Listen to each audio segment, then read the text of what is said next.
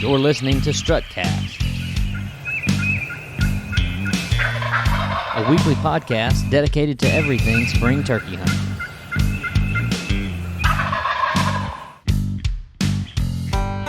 Before I get into episode 2, I want to take a moment to say a quick thanks to everyone who listened and followed along on our social media and our website after the release of episode 1 last week. It's been really encouraging how many people are following along, and the stats were very encouraging, and we hope that you like what we're doing, and we hope that you will interact with us more, share your pictures and videos, your stories. We want to get those on the podcast. We want to start a listener-only photo gallery and video gallery on the website where we can share this with others. We want to be a turkey community kind of resource, and that interaction is vital to us. And we also want to hear from you. What kind of topics would you like to hear? What kind of guest or what guest would you like us to try to get on the podcast? All those kind of things. So hope that you'll interact with us. We look forward to hearing these things and seeing your pictures and all of that sort of thing.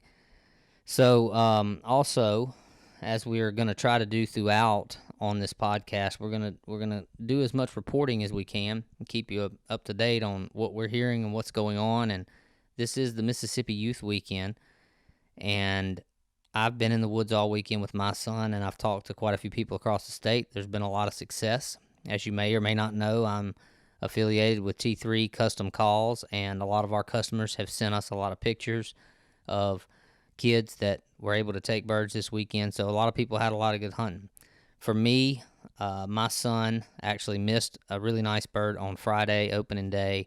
We struck that bird in the middle of the morning, and he gobbled really good. He was by himself, and ended up in an awkward situation for the shot, and caused him to miss. But Saturday, we only heard 2 gobbles from the same bird. We called that bird up and didn't get him quite in gun range. He strutted outside of gun range for a little while and left with some hens. And this morning, we called up a jake, no gobbles. It's been fairly quiet for me. I haven't heard a turkey on the limb in the 3 days I hunted this weekend, but I've heard other reports of people that say the turkeys are gobbling good. So kind of mixed, scattered reporting across the state. Next weekend, you'll have Alabama and Mississippi opening. I'll be in Alabama, and I know I'll hear from a lot of people that are hunting in Mississippi, so we'll continue to be as in-depth as we can, the information that we're getting as the spring progresses.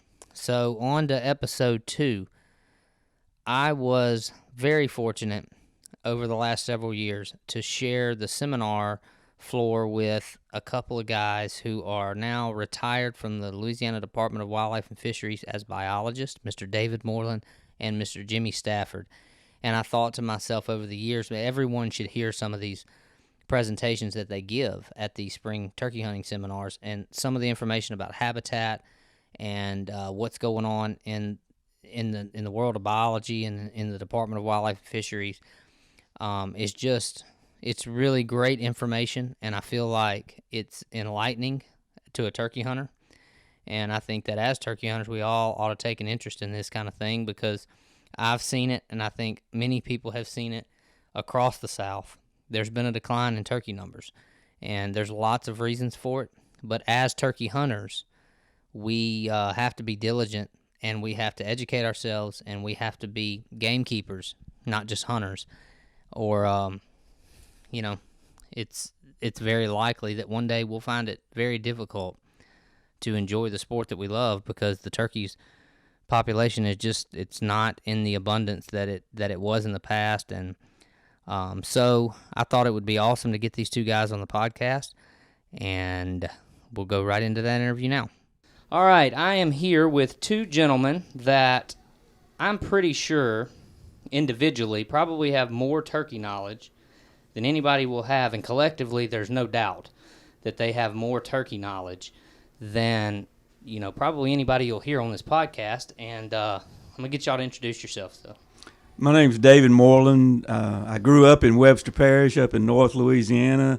In 1960, I was 8 years old, so I hunted for 10 years from 1960 to 1970, and we did not have wild turkeys in Webster Parish during that time period. I went to college, got my BS and my MS, and then in 1976 I went to work for Wildlife and Fisheries, and I spent 31 years with them. I was heavily involved with the wild turkey trapping and restoration work in the 80s before I became the deer study leader for the state. And so I'm very proud of the fact that some of our trapping efforts helped restock Webster Parish. And then in 76, when we moved down here and discovered that we had wild turkeys in the Florida parishes, then you might say I became a turkey hunter. So that's my story. And I'm Jimmy Stafford. I also worked with the Louisiana Department of Wildlife and Fisheries. Worked for about 33 years with the department. Actually had the privilege of having this Mr. Moreland next to me as my supervisor when I started. He taught me a lot of the tricks of the trade, how to be a good biologist. Before I retired, I was the wild turkey program leader for the state of Louisiana. Just like Dave, I spent a lot of time trapping turkeys, studying turkeys, involved in the restocking program also. Unlike Dave, I started turkey hunting a little bit earlier. My dad swears he took me when I was 3 years old, but I think it was more when I was 4. And I actually remember that first turkey hunt, which is also unusual. But I began hunting with a gun probably when I was either 6 or 7 years old. But I've hunted turkeys in Louisiana since that time. And so turkey science is not just something I do at an academic level. I want to know about turkeys because I love to turkey hunt.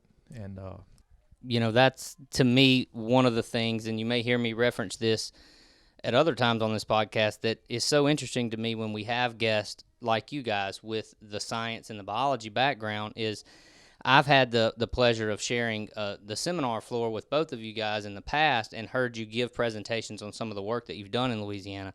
And as a hunter and a manager and just a lover of the turkey and the sport, some of this information is, in my opinion, probably very unknown to a lot of people that consider themselves very avid turkey hunters, and it's really eye-opening. And I have here, Mr. Jimmy has a book called Louisiana Wild Turkeys, History, Science, Management, and Hunting, and I picked this book up a couple of years ago at the last seminar we did, and I read it then, and I have gone back through it here recently, and there's a lot of, in fact, the story that you told, I think, is in here, right, about the snake? Yes. Yeah, about the snake. That's a pretty cool story. So I encourage you, whether you're in Louisiana or in a neighboring state, this book is full of a lot of really cool stories and information and facts that you've probably never heard before. So definitely look into that. And, for our conversation here today, I want to start by sharing some of these things with the listeners and kind of filling them in on some of the things that I think are so important that I was excited to have you guys talk about. So I guess a question for both of you to start off with is, in your careers, trying to forecast from, you guys are both retired, correct? Correct. Yeah, so, forecasting to today, since you were actively working, what are some of the things that you did in turkey biology for the state that you think translate the most to today, even though you're not actively currently biologist? What's happening based on some of the work that you've done that you kind of put your finger on the most?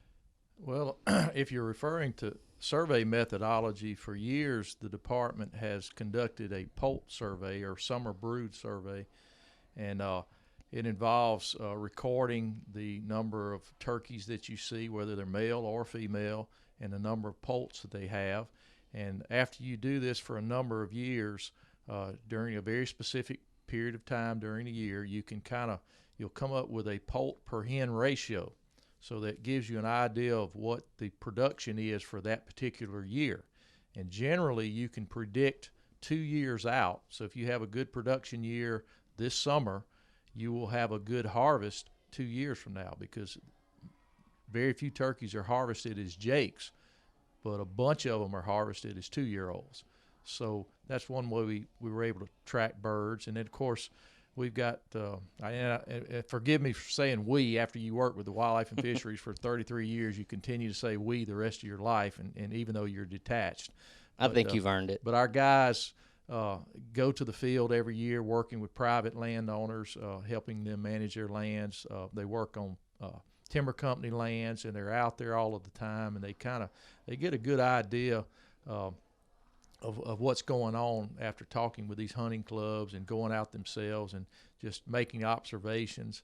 So that's trying to get an idea of how things are going. That's one of the ways you do it. And of course, each year the birds are harvested, and folks are supposed to report those birds, and they can track that also.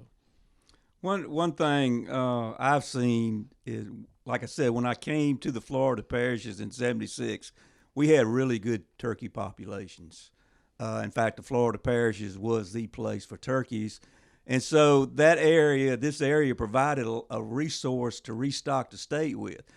And I know there was turkey stocking done in the 60s up in Webster Parish where I grew up, but it did not take. And then there was turkey stockings done in the 70s, but they did not take. And then finally in the 80s and 90s, that's when I think the North Louisiana restocking effort really took hold. And a lot of it is due to the fact which people did not like. I mean, I grew up without leasing. I hunted Continental Can Lumber Company land in Webster Parish. That was like our own hunting club. But then leasing began in the late 70s, and in the 80s it really increased. And putting up those fences and postage signs seemed to help the restocking effort of the turkeys, gave them a higher degree of protection. So now today, the Florida parishes' populations are kind of low. In fact, I think last year in East Feliciana Parish, it was a little over 30 turkeys killed reported in this parish, whereas 10 years ago, it probably was up to 100. Now, North Louisiana, Claiborne, Union, Bienville, getting down into Natchitoches, Vernon, those parishes are the parishes that have the turkey populations. And a lot is also due to the change in management schemes on our national forest land, which comprises a good bit of our public land in the state. Do you feel like geographically, or how much credence do you put into the population and the deforestation? It feels to me like, I've never lived in North Louisiana, but I haven't gone through there and knowing people. It just feels there's more expansion of rural territory up there. And, I came from Mississippi to Baton Rouge originally, just out of college, and then moved up into the East Feliciana Parish. And, it's even compared to where I grew up in Southwest Mississippi, there's just not the large stands of habitat. I mean, do you feel like that is... North Louisiana, Union Parish still is pretty rural. Claiborne and Webster, but you get into Bossier, and I've been going up there with my friends since probably '92, hunting with them every year. And what we're seeing in Bossier is a big growth of people coming out of Shreveport, and Bossier Parish is the place to go to. And so it's kind of losing its rural landscape. But that is a big feature, is the lack of the rural landscape, the changes. Particularly, I mean, we saw that after Hurricane Katrina in the Florida parishes. Everybody left New Orleans and migrated to the North Shore. And it's amazing in Jimmy's country how much urbanization has occurred in rural Washington Parish. Yeah. We found that you can almost spot it on an aerial photograph. If you look at an aerial or satellite photograph, those areas within Louisiana that have the darkest green coloration, the largest areas of contiguous forest, have the largest turkey populations. When you see those forests, if you look at it from a 30,000-foot perspective, when you see those forests begin to have 50% or greater fragmentation, then you're starting to see declines in turkey populations. And we've had exactly what you said in the Florida parishes. We had it going on tremendously. It really increased after Katrina. But Dave can tell you the number of fields that we used to drive by and look out the window. We were talking about it tonight, and see turkeys in. You look in that same field, and there's a house there now. You look at that same patch of woods that used to be a 1,000-acre block of woods is now carved up into a subdivision, and turkeys just cannot tolerate that. I remember several times when I came to work in the late 70s, when I'd cross the Amite River there and start heading north into St. Helena going towards Darlington, I actually had to stop my truck to let turkeys cross the road several times. It's a lot like that. I grew up in Adams County, Natchez area, and it's that way there too, to a lesser extent. But when I was a teenager and first got into turkey hunting, there weren't many hunters, and urbanization was less obviously than it is now everywhere. But it was nothing for me to ride around and find a turkey to hunt. Strutting in a field, or at worst case, it was very rare that you would go somewhere, a known, even decent spot on a decent day and not hear multiple birds throughout the season. And nowadays, I mean, you're not guaranteed that almost anywhere. So that's happening everywhere. A question I've always had, I've asked a lot of hunters this for just opinion, and I'm curious to know what your opinion is. I think a lot of hunters, they really question, so I'm hunting, let's just say I have 400 acres out in East Louisiana Parish. So let's just use that as an example. I'm hunting that 400 acres, and that habitat, is mixed pine and hardwoods, mostly pine. And let's just say pre-season I'm hearing 3 to 4 birds regularly, maybe one in the distance here, but 3 or 4 regularly.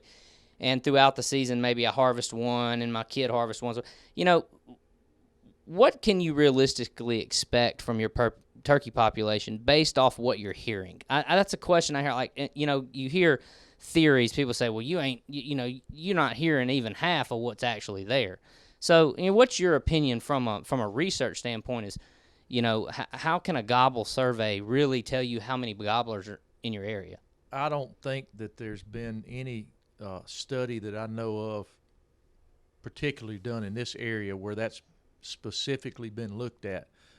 I've hunted on pieces of property before and hunted that same piece of property day in, day out, hear 1, 2 birds gobble on it, and then one morning you get a clear blue sky, you get that high pressure system, every bird is singing in the woods that can sing, and you hear 6 turkeys gobble on that property. They were probably there all along. They were probably subdominant birds that maybe got their behinds kicked on a regular warm morning, and temperature has a lot to do with it also.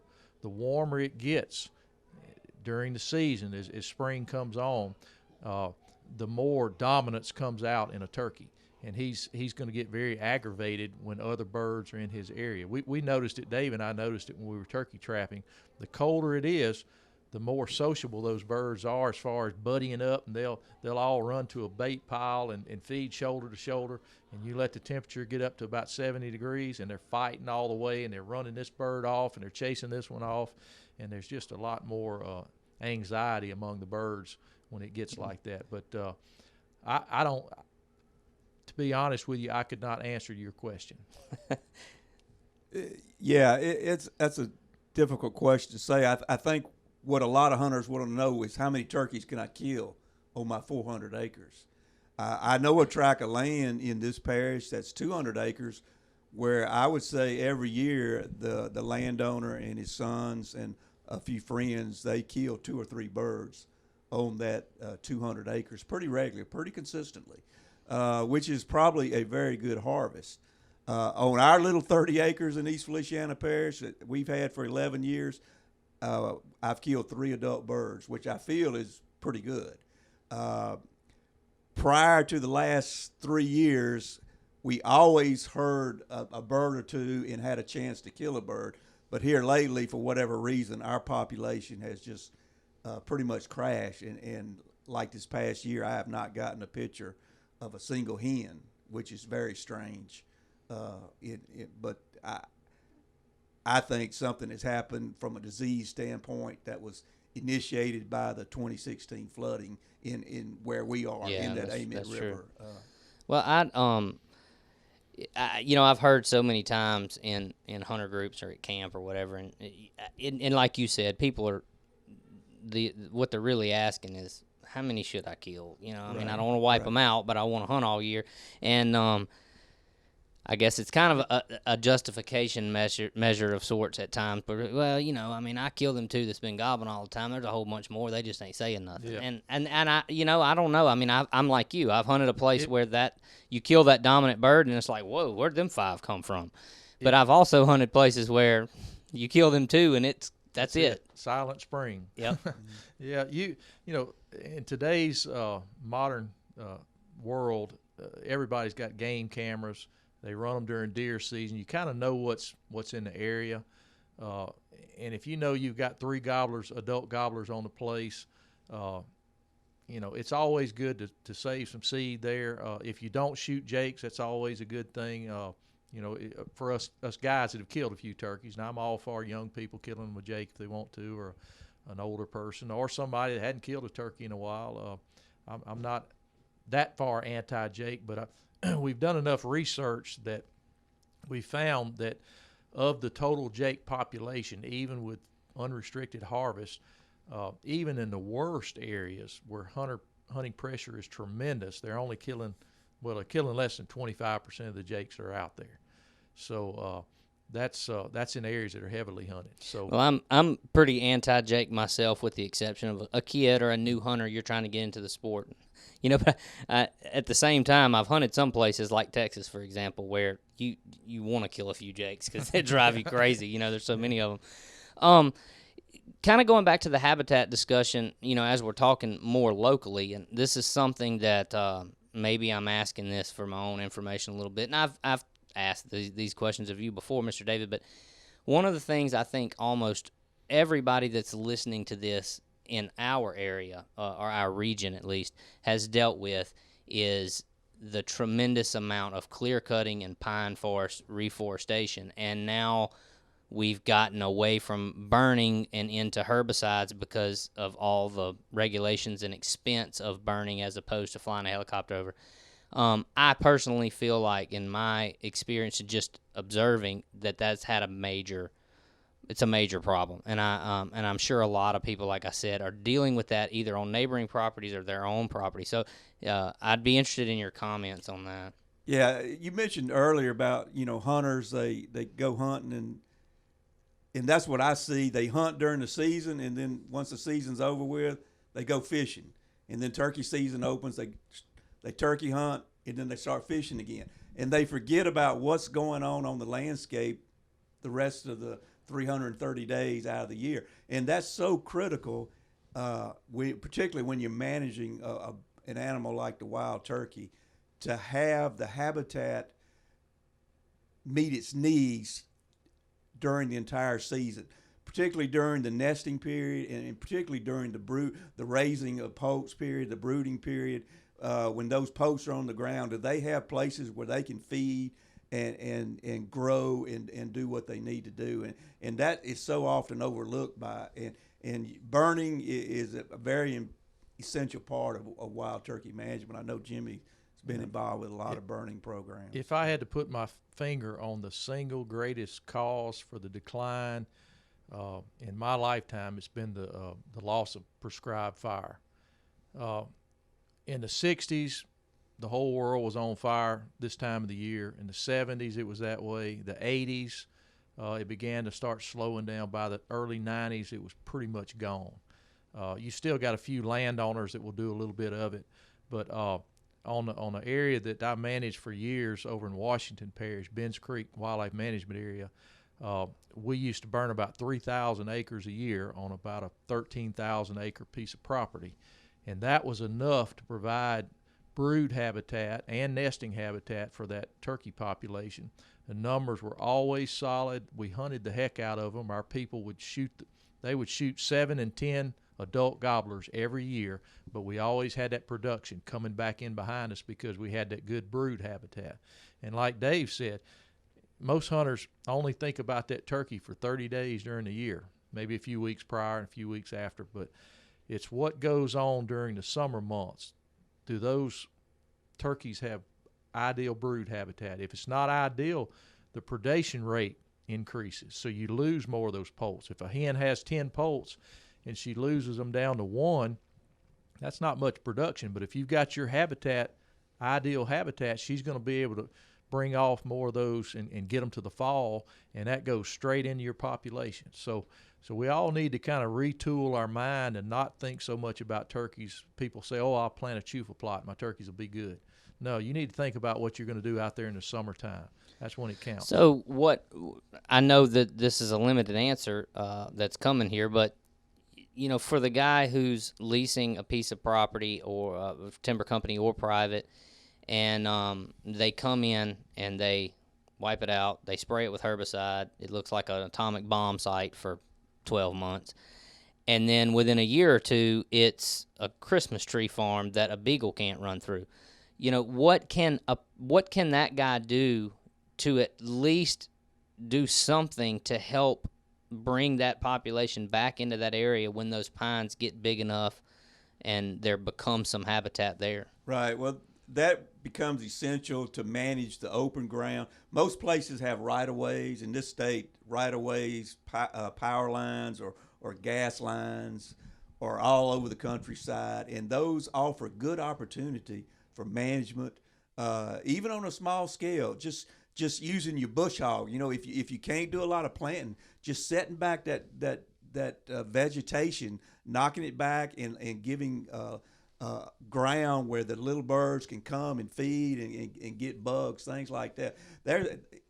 On our little 30 acres, I think we probably have the best brood habitat within a square mile, because I'm constantly doing something either through food plots or with the bush hog. And I've always, like I said, something has happened that has caused our turkey population to crash, because I'd always have hens with young birds. I mean, I was getting photographs every day, but I'm not doing that anymore. It's not happening anymore. So something else has happened on the landscape, because I still have the brood habitat.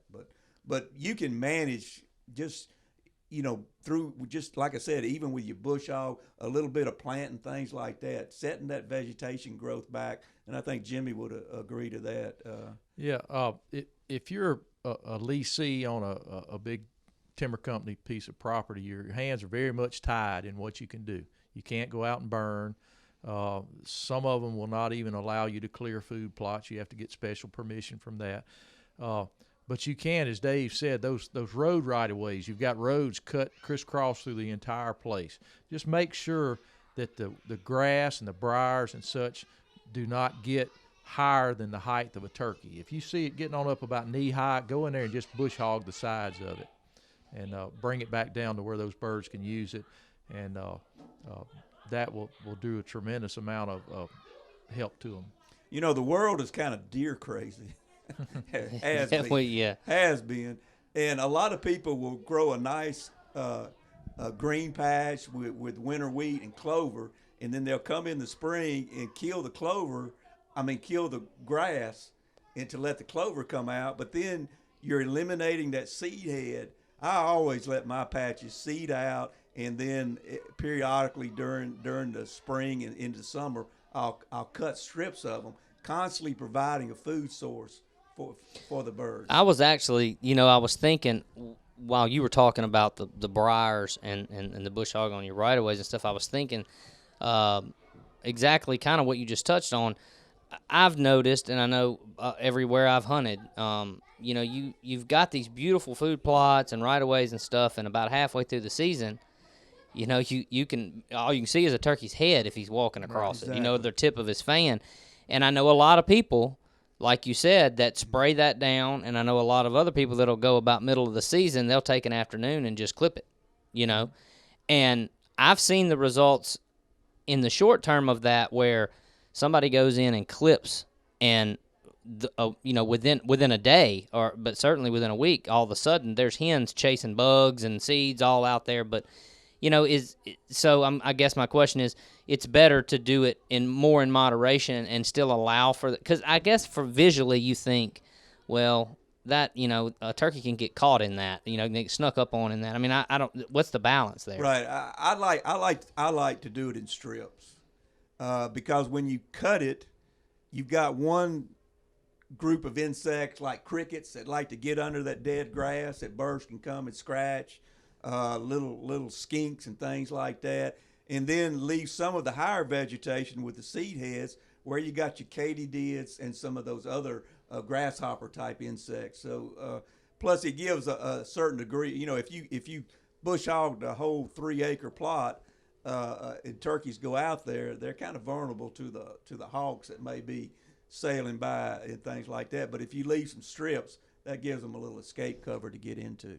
One of the things that I mentioned to you, Mr. David, I felt like one of the things that I thought when I listened to some of your presentations were I found myself kind of in a realization that a lot of times, and you guys have both hinted to this a little bit, but outside of the habitat management as the hunter, we find ourselves looking at the turkey and the land and our whole situation through a small window of time that we're there hunting, or maybe forecasting to the next day or the next hunt we make.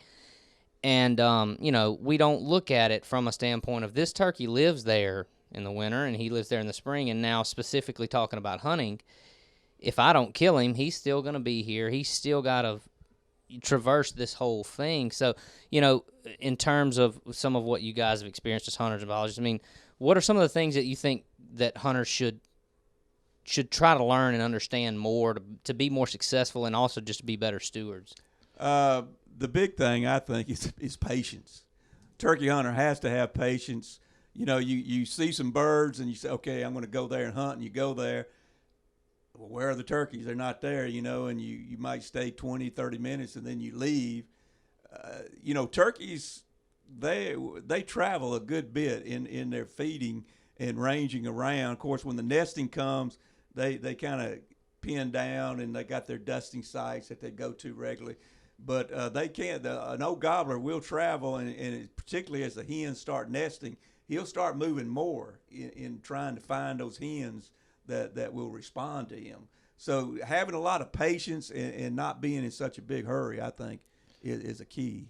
Yeah, Dave's right. The birds, you'll be there in the wintertime deer hunting, and they'll be in that hardwood bottom. You'll see them there every day, and you go in there in the spring, and you're like, where are they at? Well, generally, they're going to be moving towards more open habitat, either fields. They may move into an area that's recently been timber thinned.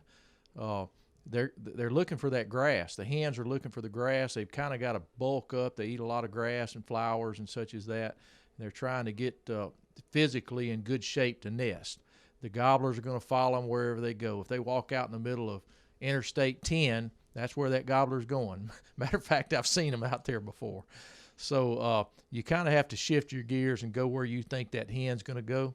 And Dave said the other great word is patience. If you know that there's a gobbler in those woods, you see his tracks, you heard him before the season, his track is still there, he's still coming there. He may not gobble for several days, but he's still there. You get in there and you start calling. I hate when I hunt with people or hunt in areas where guys do what I call walking and squawking. They walk 100 yards, they call, they walk 100 yards, they call, they walk 100 yards, spend about 5 minutes at each site at the max. Sit down, call, wait, wait. I used to have a rule of thumb to stay put as long as I could stand it and then stay 30 minutes more.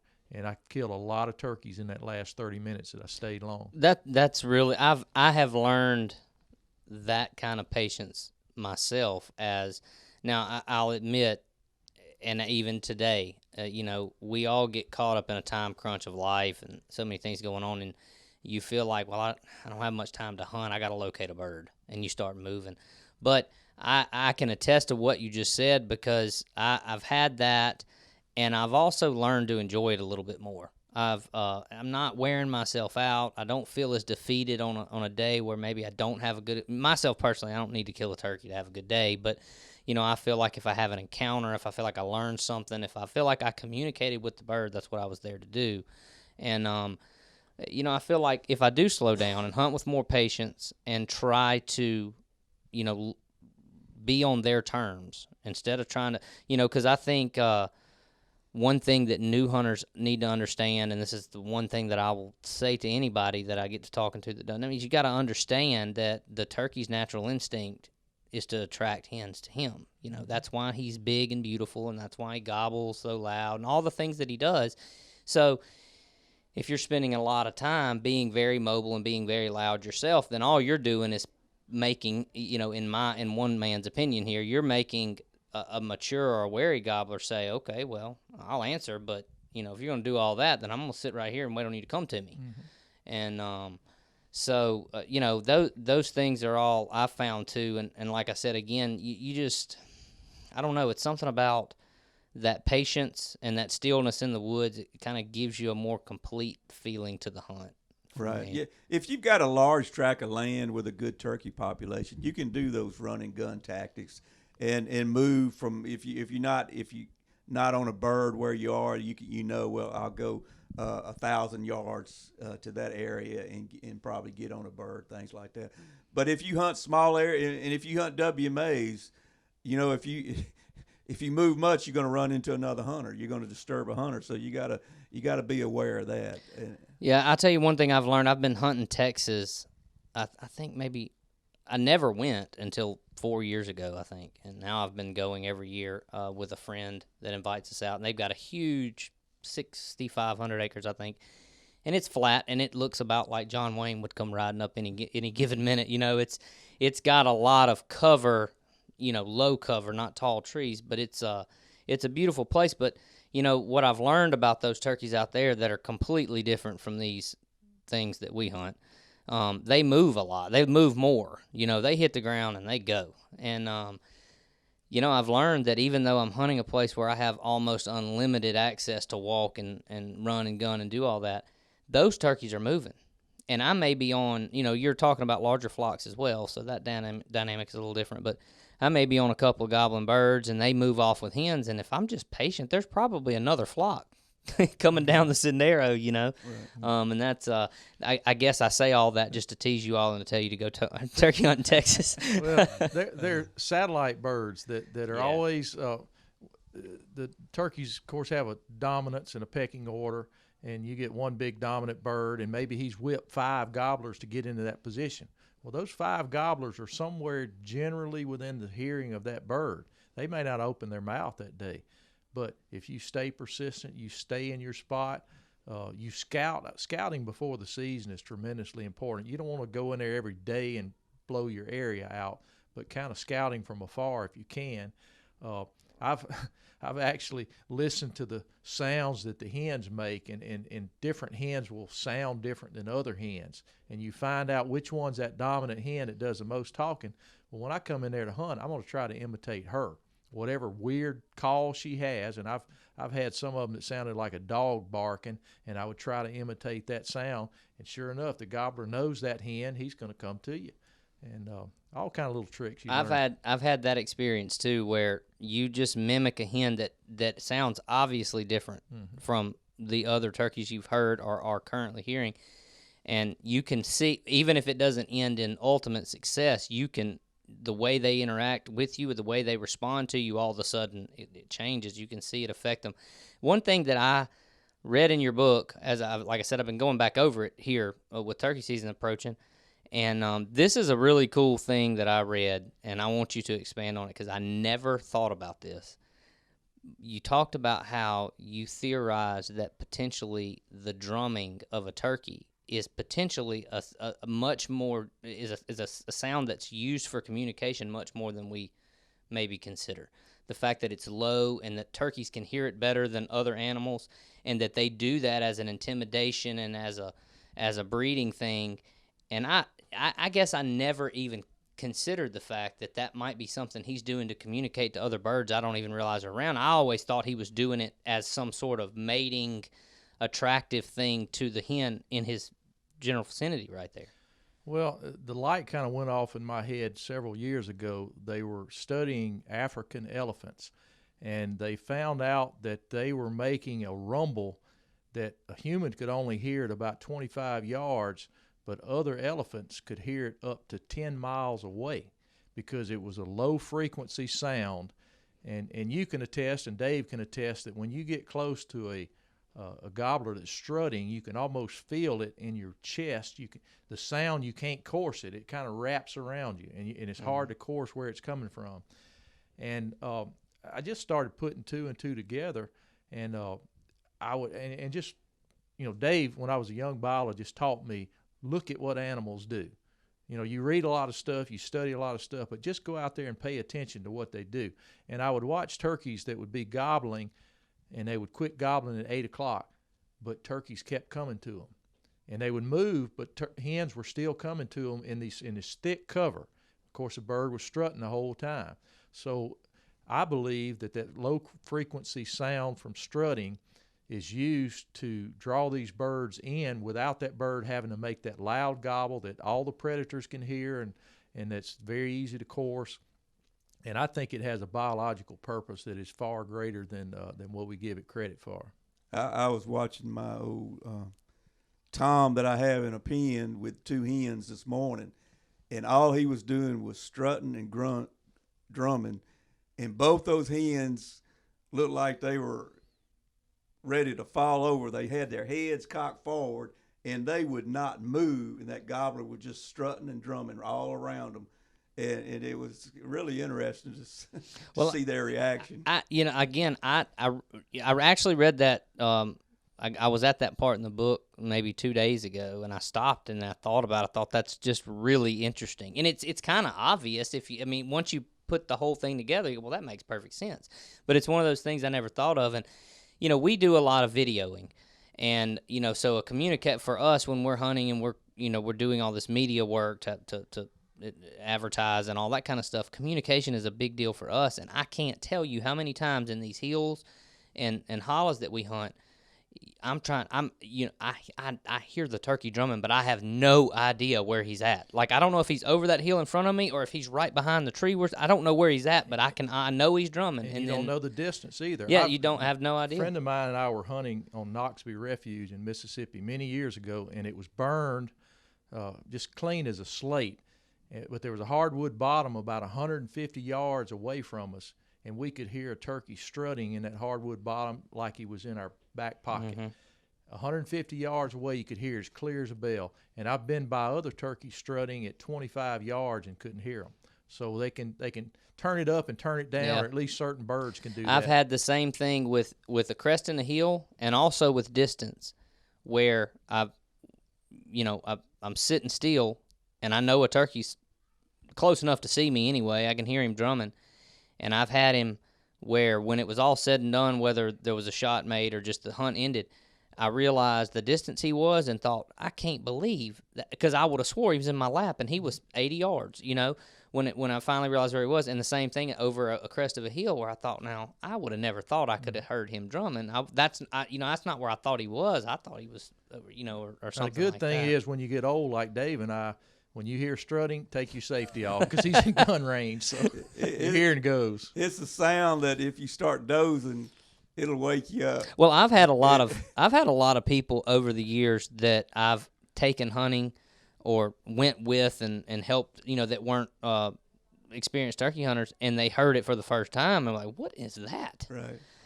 And it really is it's an intimidating sound, and it's as exciting to a hunter that knows what he's up against right there as the gobble, really. Oh, yeah. I had a turkey roosted one time when I first got married to my wife 25 years ago, and we got in there close before daylight, and an hour before daylight he was up there strutting, and you could just hear that. And I told her, I said, that's our bird. There's no way a turkey can make that sound, and surely he's not awake at this time of the morning. Well, we had somehow or another gotten directly underneath that turkey. Well, right about daylight, he gobbled, and she jumped about 6 inches off the ground. That is a turkey. I said, yeah, I told you it was. Yeah, I've had that too, where I had it specifically, not last spring, but the spring before, where we were trying to film a hunt, and we had roosted a bird. We watched the bird roost, and he roosted kind of early, and it was still enough daylight. We had to we weren't right on him, but we had to, and we were on the edge of some public ground. We were on private on the edge of public, and before it got really dark, some people walk through, and we didn't know if they bumped the bird or not. So, but we went back in there on him, and we got in there in the pitch black. The same situation, and we sat, and our confirmation was he started drumming before we could see. Even we'd had to have night vision, and we were, we knew where we were going, so we got in there, and it's still pitch black dark, and zoom. You may not even hear the drumming sometimes, and you just hear the yep. Hear that spit, and that's a sign you need to sit down. Yeah.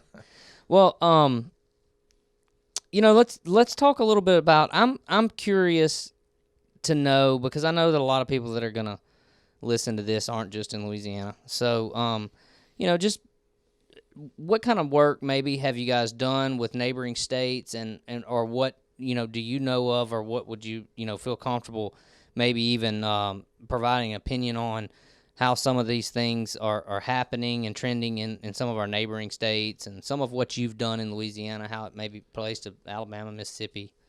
Well, we used to meet each year, all of the turkey program leaders throughout the state, or throughout all the southeastern states, and develop some great friendships with those guys.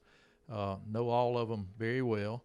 That's one of the biggest things I miss about being retired, is not getting to hang out with those guys, because they were all very sharp individuals. They were all going through the same issues that we're going through here in Louisiana. And one thing we found that is a lot of those states were seeing the declines that we were seeing in Louisiana, especially, Alabama, Mississippi, and areas, close to us, were having some issues. Now, some of the other states, Kentucky, Tennessee, places like that, we're still seeing some increases in their birds, but most of the southeastern states were seeing some problems. And we, all of us began to debate the issue about the timing of the seasons, and what impact that was having on the turkey numbers and what was going on. And eventually the group wrote what we called a white paper, which was a suggestion to all of our state powers that be, that we try to set our seasons a little bit later, so that we could ensure, especially in those low population areas, that these turkeys, the hens were all having a chance to be bred before us hunters were going out there and shooting at them. And I know that's not always a popular thing with turkey hunters, because a lot of us grew up hunting turkeys. I can remember one year it opened March 15th. So we've dealt with some pretty early seasons, and but that was done to try to give these birds the greatest opportunity to do what they needed to do, so that we could have turkeys the following years. And the jury's still out on how well that's going to work. We started in Louisiana about 2 years ago. This will be our second season of a later season, and we get about 3 to 5 years under our belt, we'll have a better idea of if it's having an impact on production. But that's what the hope is. Some folks, I've heard all kind of arguments. Oh, we like to hunt when it's cooler. We like to hunt when the snakes aren't out and the mosquitoes aren't out. But at the end of the day, you have to look out for the resource. What's best for the resource? And if I can do something that, or the folks that are making these decisions can do something that's going to give these turkeys a better shot at producing more turkeys and ultimately giving us better turkey hunting, then at this point in our turkey population in Louisiana, we need to look at that option. Yeah, there was a recent article in the Wildlife Professional magazine that our turkey's in trouble, and the bottom line was, as Jimmy mentioned, in a lot of the southeastern states, turkeys seem to have peaked and are now declining for whatever reason. A lot of it, they believe, is hunting pressure. And again, that's the idea for setting the season later to let the hens breed. I know Jimmy was involved with studies on Bend Creek, where they found that 50% of your banded birds were harvested in a year. Exactly. And as far as your adult gobblers, it went as high as 70%. Man, that's so tough. it was another one of those areas where Louisiana was first in being the worst, because we checked all of the other studies that were done in other states, and the closest one to it was in like 60% or something. So we were at 70%. And so we actually made some changes on that particular wildlife management area, reduced the season, we reduced the bag limit on that area, and we saw that percentage drop significantly. And so you can make regulation changes, and you can see benefits if you can catch it in time. Well, I personally prefer to hunt where there's a lot of turkeys over the cold. I mean, I like the cool, and I don't like snakes either, but I'd rather turkey hunt where there's turkeys than hunt in the cold where there's no turkeys. You know? If a hunter wants to be successful, he needs to go to a place that has a lot of turkeys. And if you to have a lot of turkeys, you have to have a lot of turkeys, because you're dealing with an animal that nests on the ground, and everything is after to eat its eggs. So it's just I've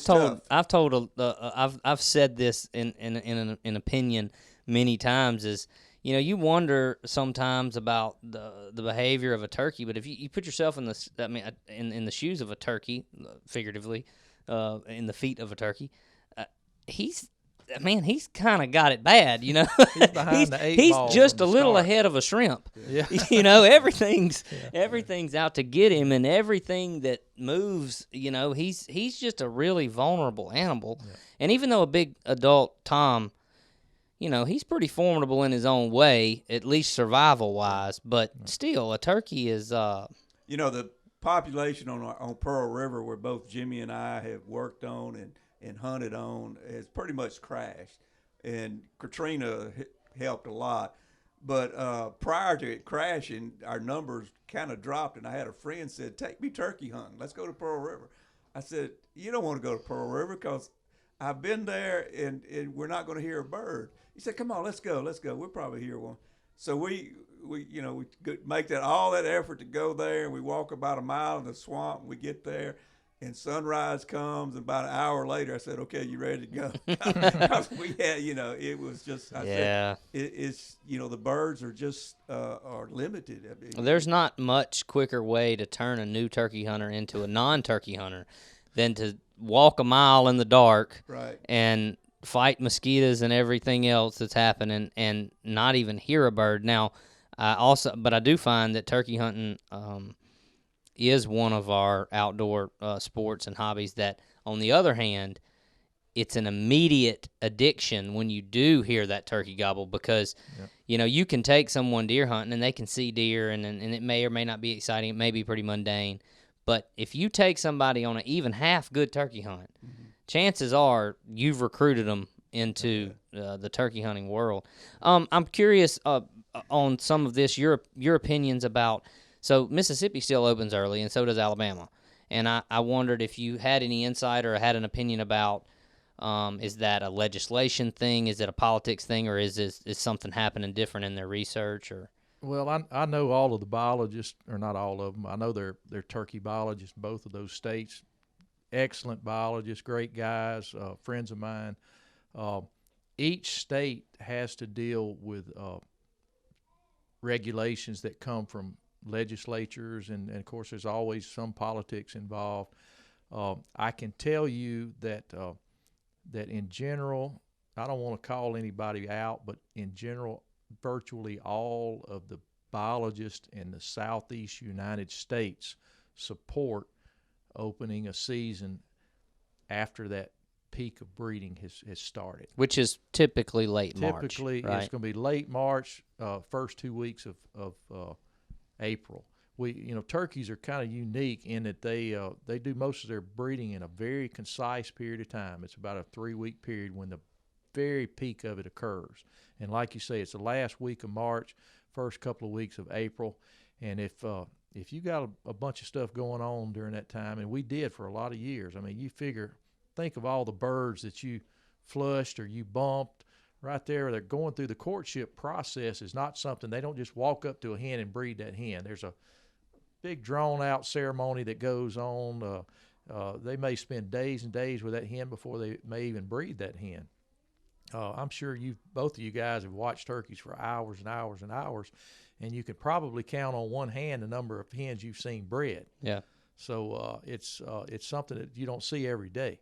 So in states where you have a large population, it's not that critical to move it late. You can have it earlier. And some of these other states you're talking about have much better populations than we have. So they've got a little more cushion.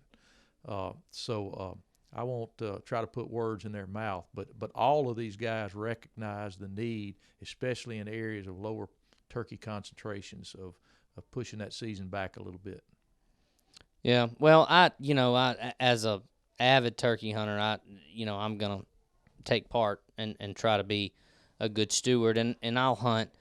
I'm going to Alabama actually for the opening weekend, and I'll hunt with my son in the youth weekend here in a week in Mississippi. And it's what people also need to understand. It's kind of difficult early in the year, because if you got the right type of population, you can find lonely birds early in the year. But in a lot of places, it's exciting hunting, but it's very difficult hunting. And in my opinion, for any hunter, but especially your novice or inexperienced hunter, whether you mess up the breeding cycle or not, you're liable to mess up your opportunities, because it's hard to get on a bird. You don't have the foliage, and they're in larger groups. There's more eyes.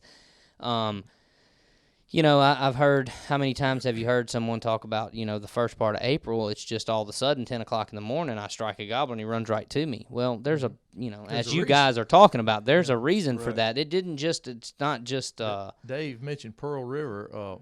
Even when the population was fairly low over there prior to Katrina, I would wait to hunt in there until the first week of April.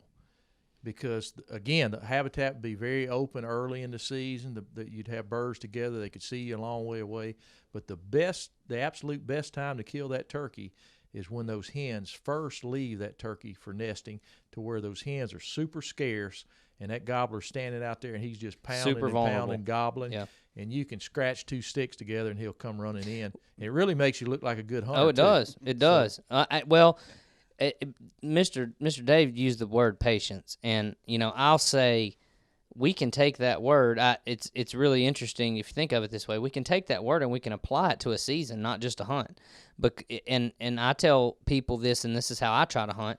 Early in the season, I try to hunt differently, because I'm not gonna work a bird as hard when I know he's in a group that is following some hens around, waiting on them to get ready to, I'm not going to put that hunting pressure on him, because I don't want to educate him. I don't want to disturb the flock and all that. And, I think that's something that people can take away from that. Early in the season, just because the birds are really gobbling and you're really excited, temper your expectations and live to play another day. Exactly. Learn something. We on the Louisiana Bowhunter podcast, I thought about this while ago with something you said. We had a conversation. I think the name of the podcast was, "What do we love more, deer hunting or the gear that we buy, or something like that?" And one of the things we talked about was, what do you not leave the truck without when you go to the deer stand? And it was pretty universal: binoculars. Okay, well, so the question comes up, well, why do I need binoculars? I hunt on a 30-acre thicket and I can't see 50 yards. Well, the observation of animals in the wild makes you a better hunter. And it's so true with turkeys, because, like I said earlier, I hope that people will become the kind of turkey hunter that considers the interaction with these animals a success and not just the kill. And what I can't tell you how many turkeys I've killed because a day or a week before I've sat and they were winning. I wasn't going to get him in gun range, but I sat and watched him. And I paid attention, and that allowed me to have some sort of idea or strategy to go back. My son's first turkey last year was that way. And so that's one thing, my opinion as a hunter, these guys that are hunting the early seasons in Mississippi and Alabama, is go in there and enjoy it. And if you got a lot of turkeys and one of them's just willing to come right up there, fill a tag. But that's a good point about managing your season. My daughter, and she has 4 boys, and my wife and I have been taking care of them since the first one was born in the last few years, well, we have a 2-year-old that every day at 7 o'clock I'm at their house getting him, bringing him to our house. And then at 3 o'clock I go to here to Clinton and pick up the other 3 boys and bring them home. So it kind of interrupts your hunting season. And you know, but what I've learned is that if I pick the right day, an hour hunt in the evening, when I bring those boys home at 4 o'clock, I walk to the back, get my deer stand that I like, and if the weather's right, I see a deer, and if I want to shoot him, you know, I can shoot him. So just, you know, time, you know, gauge your season. And I don't feel like there's much worse. For me, it's and I've experienced this one time too many for sure. Is you get to a point in the season where you've ramboed and you know you've killed the bird or you've pushed them on a neighbor's property, and you know before you go that the chances of you having a good hunt aren't well, and it's a beautiful day and it's the middle. That's not a much worse feeling than that. So enjoy the spring. One of the questions that I had wanted to ask you guys was about the change in the season in Louisiana, but you've answered that, and I agree with it. I've heard a lot from both sides. It's you know it's a lot of people don't like it because you know it just seems too late. But if you look at what's happened in North Louisiana, which has always, ever since we really opened those seasons back, they've had a later season and a shorter season, and those birds are still doing pretty good for the most part. So, you know, what Jimmy is saying, there's something to this. Yeah. If you look at a lot of the states that have really got things figured out, Missouri being an example, they've been dealing with turkeys and managing good turkey populations for much longer than we have. They figured out that the smartest thing for them to do was to go with a later season and to go with an abbreviated season that is much shorter than a lot of states. And so what that does is it ensures that you have a pretty good carryover each year, which that's one thing we found at Ben's Creek when we shortened our season. We found that the average age of our turkeys, and we could tell by spur growth, increased when we started carrying more of these birds over. Prior to that, most of the birds that we killed were simply 2-year-old birds. But after we abbreviated that season, we started seeing 3s and 4s and 5s. It tremendously helped out our spur growth. Well, like I said, I've always been real conservative as a hunter myself, and I've always felt like being from Mississippi and watching. When I was 12 or 13 years old and first wanted to my dad didn't turkey hunt, but he loved to go to the camp. So once I got old enough to be in the woods with a shotgun, he'd go to the camp and mess around, send me off, said, do whatever you want to do. I kind of taught myself. But from then to now, I've watched the decline myself, both in deforestation and timber management practices and just in hunting pressure and everything. And it's made me come to the point of, like we said earlier, I would rather hunt 3 weeks of good turkey hunting than have 2 months of no turkeys. Right. I don't want that to be for the future generation. So I encourage people, a lot of what we're talking about in your book, the decisions and the biology and the research and the factual data that you guys have collected and studied this book goes into depth about that and how these decisions were made and how maybe they should be made in some other places too. We've all mentioned, and you just mentioned it, we talk a lot about today's timber management. Timber's been cut for many, many, many, many years. And so I don't want to put too heavy or point too hard a finger at timber management as being our big problem. If we can do good turkey management, we can do a lot of timber management, and a lot of times timber management is good turkey management. I do a little timber management on the side myself now, and a piece of property I'm working on now, we're going to thin that piece, and I guarantee you it does not have turkeys now. There's some in the area. As soon as those loggers get out of there and that green grass comes in there, I'm going to have turkeys on that property there. I guess I should maybe re-step my statement there and not say timber management, because I agree. Yeah. It's obvious we can all see the benefits of timber management. Timber destruction is where I get a little sideways with that, and some of the companies and some of the practices where they basically just come in and take and leave nothing, and what ends up in return from that is completely unsustainable habitat. So one of the problems I've seen growing up in North Louisiana, I know so many families where they had a little pulpwood operation.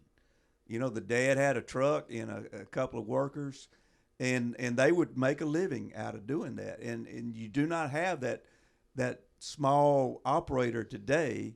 You know, a company today, you know, they want 40 acres to bring in their timber, you know, to clear cut, to bring in all their equipment to do the job. And for the small landowner, it's hard to manage your timber. And so there's probably been situations where a landowner needed to cut his timber, but the logistics just didn't make for it to happen at that time. So then you got to make a decision. Do you cut and take a loss, or do you try to carry it over and things like that? And timber management affects predator numbers. It influences predators. Predators influence turkeys. It influences where they go, where they don't go. If an area gets too thick following, say if you thin very, very heavily, the area might get too thick. We see this a lot in the Mississippi alluvial valley, where when they come in and do a big time thinning where they take out maybe half of the timber that's in there, it can oftentimes turn into, it's great deer habitat. Now Dave will probably really like that part of it, but it's just too thick for turkeys to move freely in it. So sometimes you've got to scale it back. If turkeys are your primary consideration, you need to reduce that amount of volume coming out. Well, we're running a little short on time, and we could sit here and talk all night. I know this is such interesting I'll have to cut that out. Such interesting information. But one thing I would like, just for fun, is I'd like for each of you to give me a story of some sort, short, and it can be from your work in the field with turkeys or a hunting story.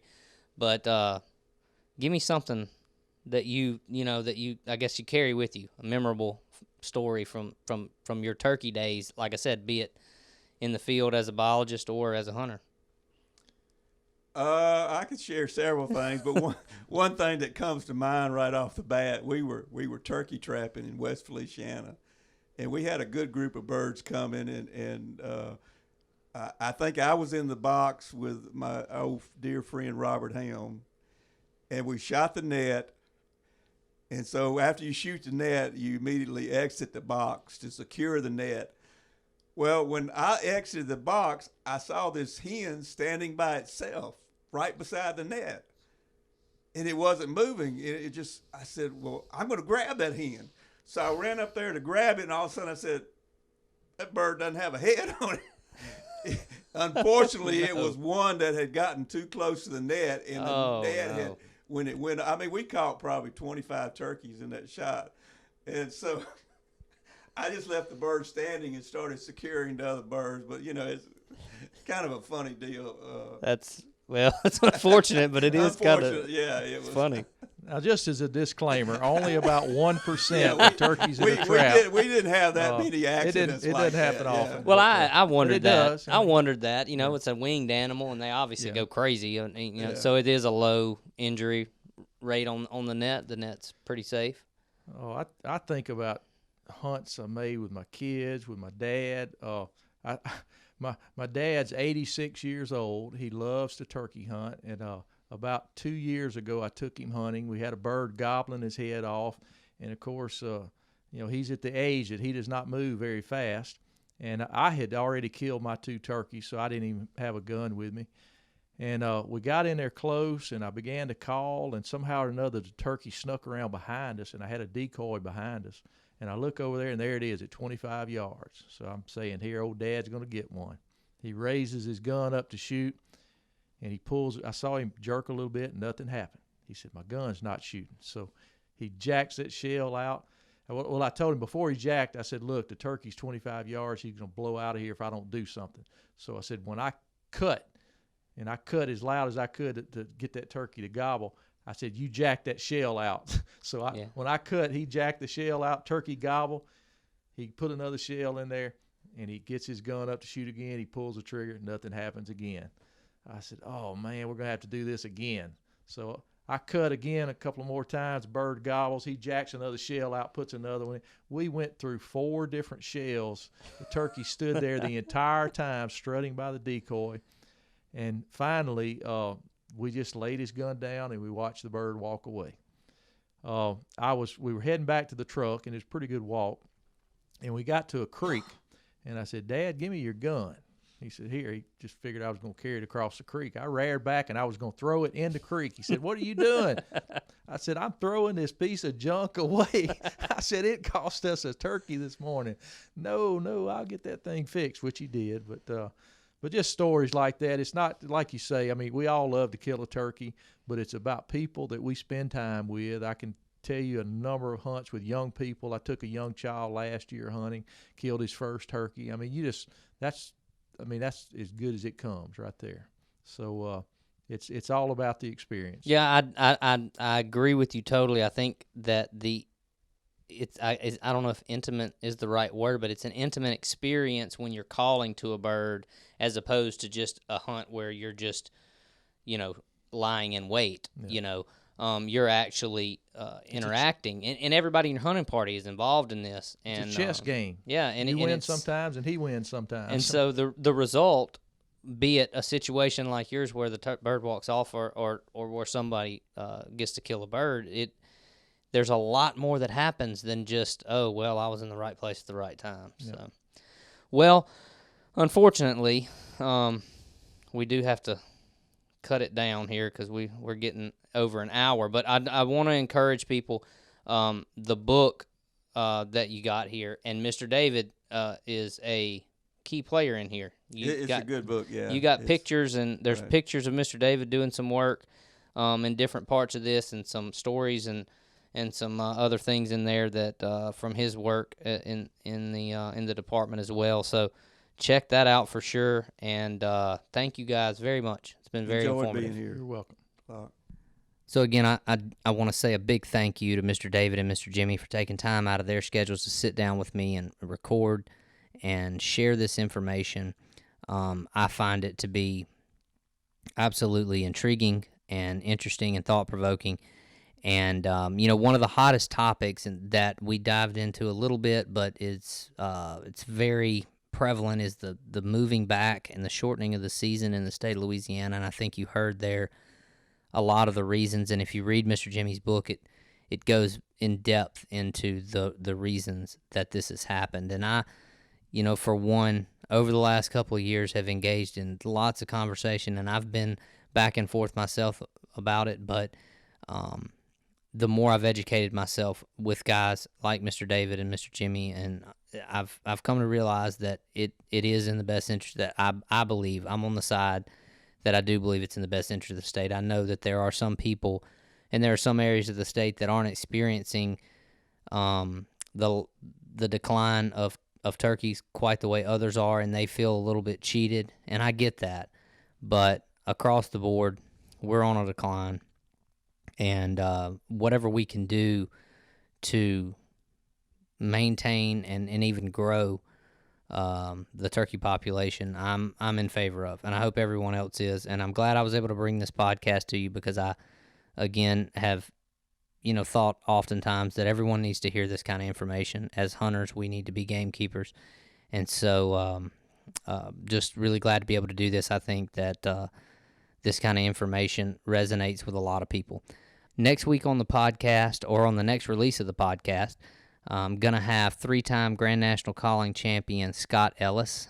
And Scott has obviously done a lot in the world of turkey hunting and has a lot of information. We're going to talk a lot about Florida and a lot about hunting tips and tactics across the country.